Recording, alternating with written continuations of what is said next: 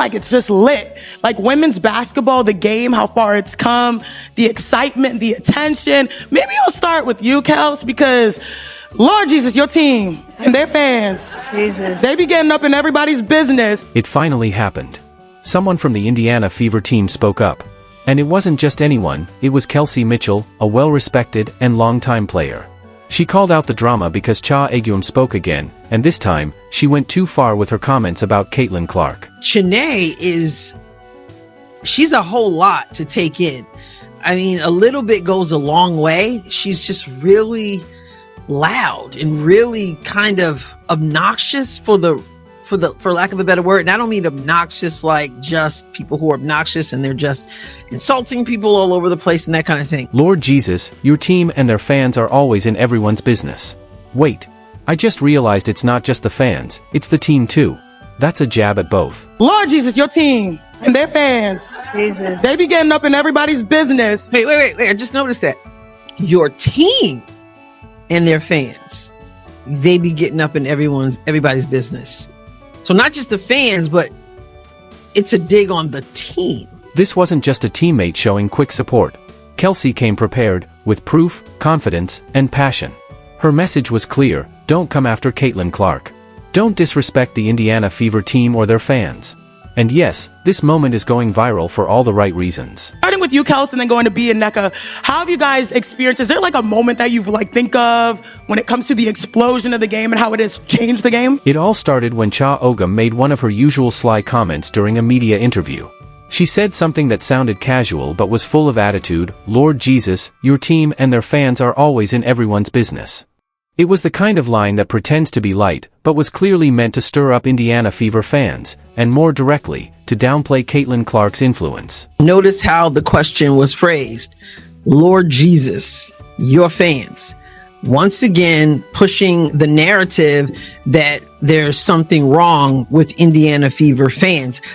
I don't like that has become the accepted belief about the Fever fans. But Kelsey Mitchell is a professional, and before long, well, she's going to kind of put them in their place in a way they didn't like, I'm sure. But here's the thing, Fever fans have been showing up like never before. Caitlin Clark has brought incredible energy and national attention to the team. Instead of celebrating that, Cha made it sound like a problem. Her comment suggested that Indiana and its fans are too loud, too bold, and too much for the league. Let's be real, this wasn't just a random thought. It was a quiet way of pushing the idea that Caitlin is more of a problem than a positive for women's basketball. And that's when Kelsey Mitchell had enough. Oh man, I think I've seen both sides of it. For one, like being on a team with like Caitlin and knowing that some of the stuff and the wave that she created for like, as you know, where the game is and what she's been a part of, like as far as this process. When Kelsey got the chance to respond, she didn't hold back. She stayed calm and confident, but you could hear the seriousness in her voice. She didn't yell or insult anyone, she just spoke the truth. And wow, it really hit hard. Seeing so much of it, and so I think for me lately is the shift in moments in Indiana period as far as like the arena where we started, and B was my vet, kinda, right? Kinda. We up there, sis, we up there. She was a Fever girl first, and so she also saw, and you know, she's a vet too. They've seen what Indiana was, and I think now where it's at now, the big moment is seeing the shift and being a part of it from a standpoint of I know where Indiana was, and so to see the cultivation of it, you just grow to appreciate the process and, you know, the growth in which the game is going. Cha asked a question that was clearly meant to avoid giving Caitlin credit. She asked Kelsey if there was a moment this year when the growth of women's basketball became clear, hoping for a safe, vague answer. But instead, Kelsey spoke the truth: I think the rise of women's basketball has a lot to do with Caitlin Clark. Boom. Just like that. There's the face. There's the face again. Okay? Now, let me get closer so you can see my face better. There's the face again. She's asking about the explosion of women's basketball, and Kelsey Mitchell doesn't waste any time to mention Caitlin Clark and what she has created. It's not what Chanae wants to hear. It's not what the media, ESPN media, the WNBA, the old guard, It's not what they want to hear because they're continuing to tell us that it's not Caitlin Clark who has created anything in the league. The moment Kelsey said Caitlin's name, you could almost see Cha flinch. That polished media smile she always wears? It slipped for a second.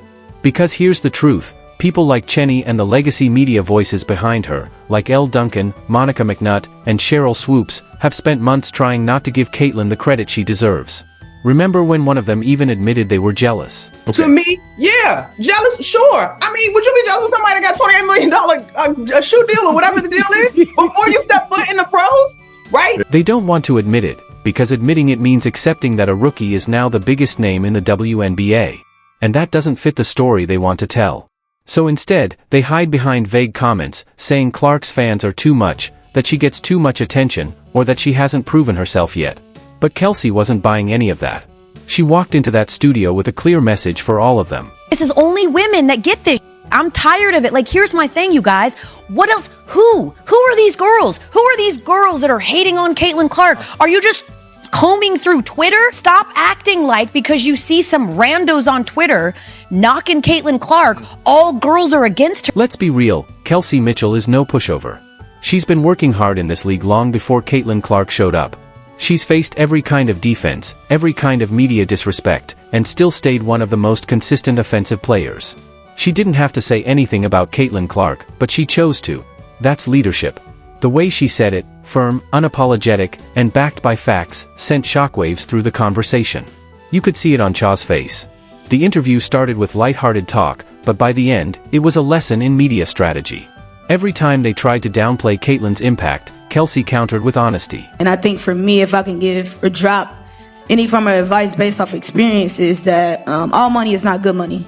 And I mean that literally.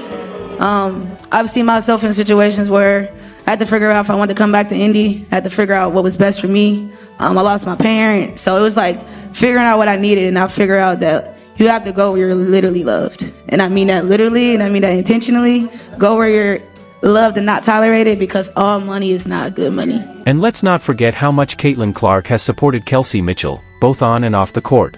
While the media has focused on Caitlin, she's used her platform to shout out her backcourt partner.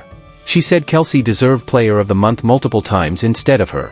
She called Kelsey one of the main reasons for Indiana's recent success, and most importantly, she credited Kelsey for helping her grow in her rookie year. I felt like Kels probably should have got a little love. I honestly thought she probably should have been Player of the Month.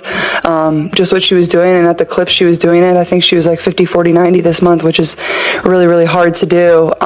So I feel very fortunate to play with her, and honestly, I'm not even trying to be corny. Like, I really think she deserved it. So I think sharing that with her, and I feel lucky to have, a kind of a backcourt mate that has been, through this for 7 years and has really helped me and kind of let me flourish.